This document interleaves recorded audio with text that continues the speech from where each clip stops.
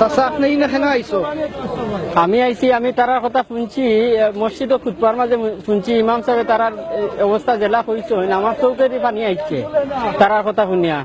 তারার তো ফেকর মাঝে তারা তাকের, তারার বহুতে বাচ্চা উচ্চা লইয়া আইছে, এখানে খানি নাই, থাকবার জায়গা নাই, গ্যাস নাই, ইলেকট্রিসিটি নাই। আমরা লন্ডন জেলা থাকি গরমের মাঝে, এখানে তারা বন্ধ, জঙ্গলের মাঝখানেও তারা থাকের। এখানে কোনো অথরিটি নাই যে মানুষে তারারে শৃঙ্খলা করিয়া একবেলা চারটা ভাতও খাওয়াইব। তো তা শুনিয়া আমরা লন্ডন থেকে ফ্রেন্ড সকলরে লইয়া আইছি আর কি, দেখিয়া যাইতাম। আর আমরা সাধ্য মতো যতটা পারি আমরা লইয়া আইছি।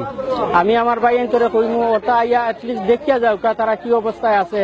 এরা আমরারও মুসলমান ভাই আইন, আমরারও দায়িত্ব এরারে লুক আফটার করার। এরা তো কেউ লুক আফটার করে না। এখানে বিধর্মী মানুষ সকল তারাও আমরা দেখলাম আইয়া মানবিক কারণে আইয়া এরারে সাহায্য করে।